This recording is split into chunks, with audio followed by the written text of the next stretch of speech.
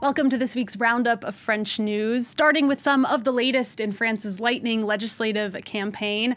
After last week's rush to form alliances, this week saw political parties elaborate their policy proposals. Now, the latest poll released this Saturday shows the far-right National Rally maintaining its lead with 35% of the vote, with left-wing Alliance, the new Popular Front, about 7 points behind at 28%, and President Emmanuel Macron's camp at 22%. Well, as the ruling party lags in third place, they've tried to paint their adversaries as two similarly dangerous extremes. Here's the Prime Minister, Gabriel Attal. The threats that we are facing are clear. There are three blocs in this election.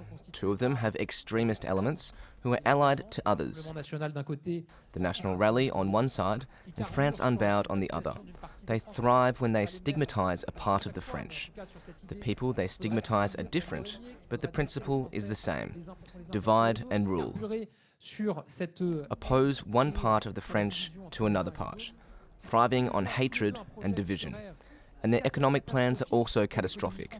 They plan to spend hundreds of billions of euros in additional fundings, all this paid for by tens of billions of extra taxes.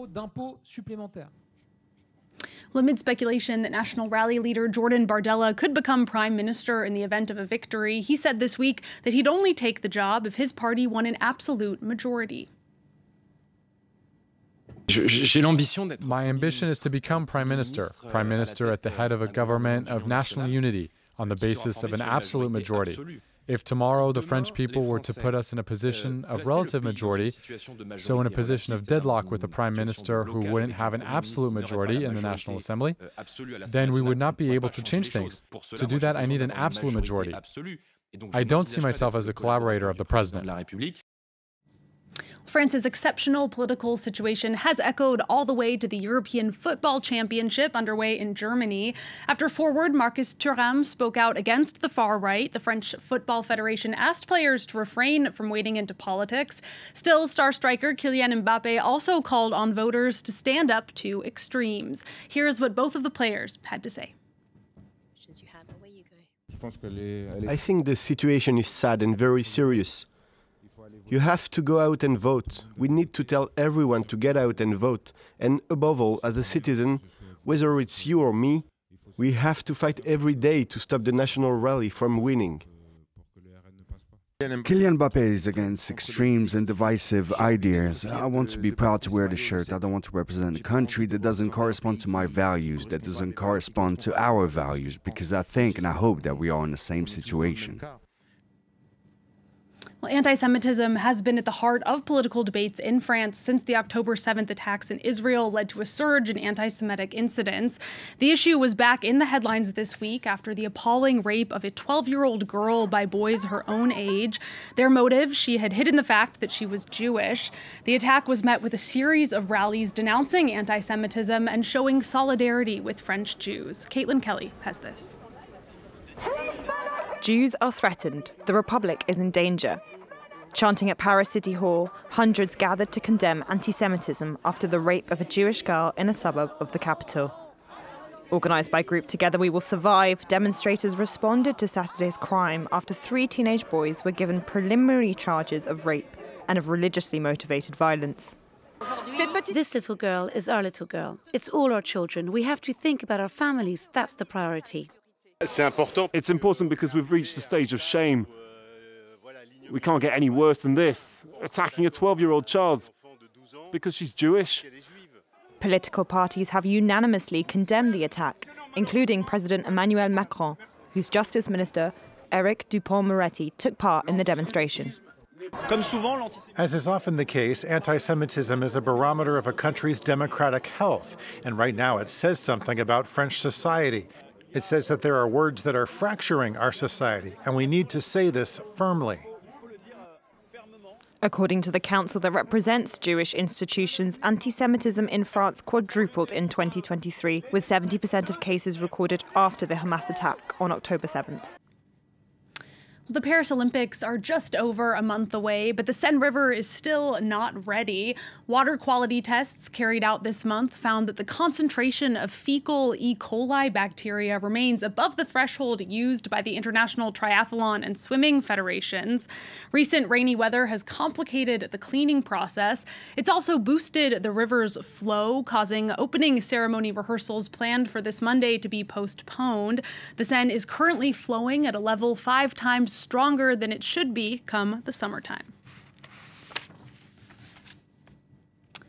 Well, as Paris gears up for the Olympics, one medical center frequented by migrants says that it's going to be closing its doors for the summer. The facility says it wants to protect its patients, with security expected to ramp up during the entirety of the Games. Delano de Souza explains. A tough decision, but one that was necessary. That's how directors at this medical facility run by the NGO Médecins du Monde are describing why they're suspending operations over the summer. Today, to remain open under the conditions presented to us by the authorities and the government is too risky for the people we serve. The medical center is located in the northern Paris suburb of Saint-Denis. The working class, mainly immigrant neighborhood is due to feature prominently in the upcoming Olympics. Ahead of the Games, NGO staff say they witnessed an increased police presence. Now, with the looming pause in their operations, they fear patients with chronic illnesses will end up neglecting themselves. We have people who are living in the street. We have people who arrive from the street. They're there in front of you in the morning. They're not well. They've got nothing in their stomach. They've slept in conditions that are impossible. Each year, around 4,000 mainly undocumented migrants visit this medical center, and they too are worried about an uptick in inspections as the start of the Games approach. We came here to have a better life, to be able to provide for our family. If you've come here and you haven't yet had this better life and you're caught because you went to the Olympics and you're sent back, can you imagine? This medical facility is due to resume operations in September. Ahead of that, staff fear the outcome of snap parliamentary polls, where the far-right anti-immigrant party of Marine Le Pen is poised to wind up on top. In a powerful symbol of resistance, this Saturday, a 102-year-old woman who fought against the Nazis is carrying the Olympic flame in the city of Saint-Étienne, southwest of Lyon. Melanie V left her native Austria at 16, going first to Belgium and then to France, where she joined the resistance. She says her dream has always been to unify the world and defend it against dictators. And to prepare for her Olympic flame debut, she's been practicing with a water bottle. Tom Canetti has her story. Well, I'm training, of course. At 102 years old, she still has an Olympic spirit. Even if you're aged, you don't have to be old.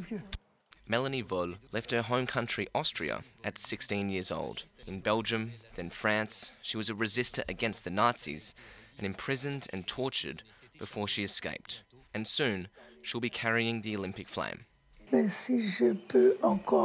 If I still have the chance to talk about the resistance and what I did, I think it's necessary. Her late husband was also a resistor against the Nazis. He was handsome, right? Melanie always has a good spirit to tell her story, particularly to young students, to which she often shows this photo. In this factory in Germany, everyone did the Nazi salute except for one. This is very important. It says anyone can react, anyone can resist, each in their own way. Already recognised by these medals, but her will symbolises the Olympic spirit. I always wanted to change the world, to make people understand, to meet people from different populations. It was a fraternity and a lot of love. At the end of June, Melanie will carry the flame here in Saint-Étienne, and sometimes she practices with a water bottle. It's 1.5 kilos. I'm trying to train to carry it. Maybe I'll have to support it with this arm. You've got the technique down pat. An iron will of resistance on display. Finally, France ended the work week this week with some revelry. Friday was this year's Fête de la Musique, basically music party. For more than 40 years, the nationwide festival has been celebrated on June 21st, coinciding with the official start of summertime.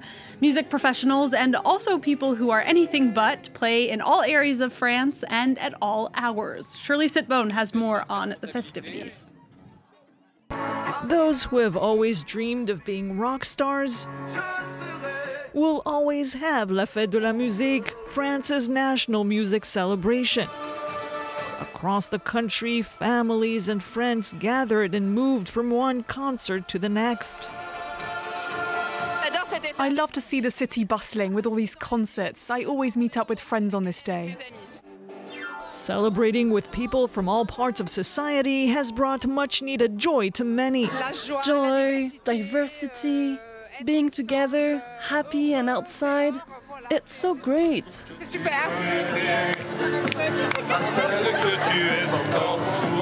Do you remember all of your classics?